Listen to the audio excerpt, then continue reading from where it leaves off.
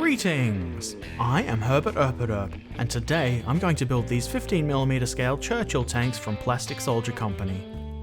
On the back of the box we see a picture of a Churchill and a basic painting guide.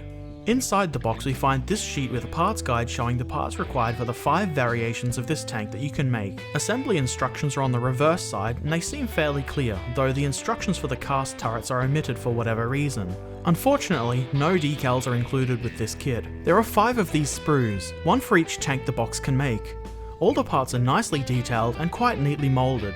The only issue I really had was the closed hatch has a slight sink to it. Not a huge deal to me though. Time to get building. My first step is to add magnets.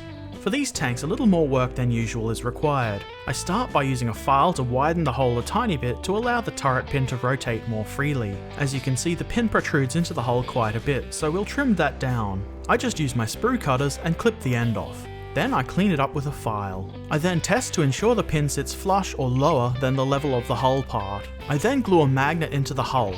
Because of the size of the hole here, I'm using a bigger 10mm magnet. I make sure the magnet is facing the right way and move it around a bit to get a good glue coverage. Try to avoid letting the glue accumulate in the hole. I then glue a smaller magnet to the turret floor using my handy magnet on a stick to ensure correct polarity. Try to position the magnet directly over the turret pin. I then tidy up any mold lines on the hull parts, and then glue the upper and lower hull pieces together. They go together quite nicely. Then I glue on the hull front plate. Now it's time for the tracks. Of course I cleaned up all the parts before gluing, though they didn't need a lot of work. There are guide pins to help with positioning the track guards, so the parts go together very easily. Next, I glue on the flat inner portion of the front guard, followed by the rest of the guard. The track sets can be built without the front guards, though it does take a little bit more work. You need to trim down the flat inner piece along these lines and then tidy up the cuts with your knife. Then, glue the part on as per the instructions. You could of course just leave the part off entirely, but I don't think it would look quite right. The assembled track parts can then be glued onto the hull. It's quite a good fit. Now we can add the extra details to the hull, starting with these boxes on the side of the hull. And the extra fuel tank. I'm not entirely sure what these little boxes are, but they seem to belong on the rear guards, so I put them there. I then glued in the hull machine gun, which is a little bit fiddly.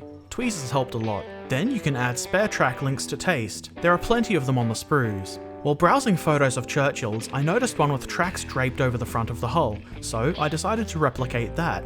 I bent some of the short lengths of track thusly.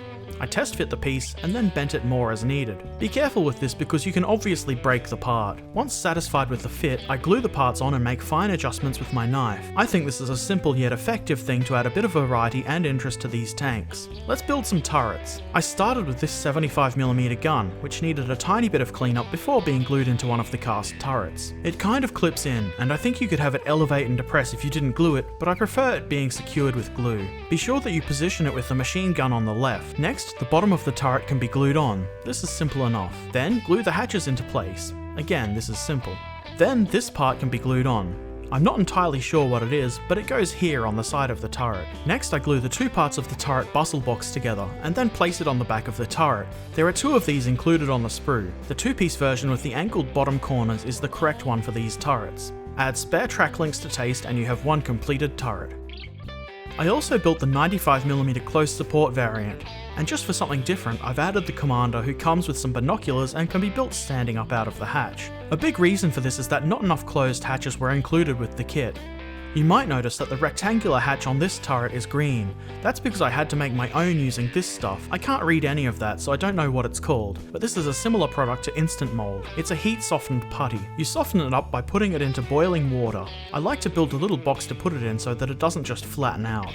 I temporarily attached one of each hatch to a piece of scrap sprue, and then I simply press the hatch into the putty. It creates an imprint that can be filled with green stuff to replicate the extra parts. They won't be perfect, but they should get the job done. You could also use silicone molds and cast them in resin, but I didn't have any silicone on hand. Let's get back to making turrets. I wanted to be able to field Mark III tanks and the AVRE Petard mortar tanks, which is why I had to make extra hatches. The worst thing about this kit is that there are enough parts to build both turrets except for the hatches. Anyway, the process for these turrets is a little bit more complicated than the cast turrets, but nothing too tricky. You glue the gun in, again making sure the machine gun sits on the left side like this. Then it's just a matter of gluing on the turret sides, then the rear, and finally the roof, which helps to line everything up. The front of the turret can then be glued into place. The one-piece bustle goes on the rear of the turret, and then we can deal with some of these green stuff hatches. You'll certainly have to trim these to the appropriate shape, which can be a little bit fiddly for the round hatch. Then, simply superglue it into position. Be sure to press it down enough to ensure that there are no gaps. The rectangular hatch is slightly easier to deal with. They're certainly not perfect, but they do get the job done. Let's have a quick look at this model next to the Battlefront version I put together last week. They're pretty close in their sizes, slight differences in detail, but nothing too severe. I do like the Plastic Soldier Company version better. It's more crisp and neat looking, though I do like both. Overall, I'm really quite satisfied with this kit. It wasn't a difficult build, the parts were very neatly moulded and didn't need much cleanup at all. Assembly didn't take me very long per tank. The included instructions, though a little bit lacking, particularly in regards to the cast turrets, were clear enough to do their job. The biggest issue I had was with the hatches. Would it really have hurt for Plastic Soldier Company to include enough hatches? There's plenty of space on the sprue for a couple more. I don't really mind doing the extra work to make my own hatches, but it would be nice to not have to. Not to be too negative though, I really enjoy the number of variations of this tank that can be built from the one box. It's quite nice. This, like the Battlefront Churchills, will make a fine addition to both my British and Soviet Flames 4 forces. I bought 2 of these boxes, so I'll have a fair horde of them. I think these tanks will look quite nice when I eventually get around to painting them. I do hope the paint will hide how crude the green stuff hatches look though. If not, I'll have to try some camo nets or something. I hope this has been helpful or interesting for you. As per usual, I'd love to hear any comments you might have in the comments section below. Don't forget to subscribe if you'd like to see more. Thanks for watching. Farewell.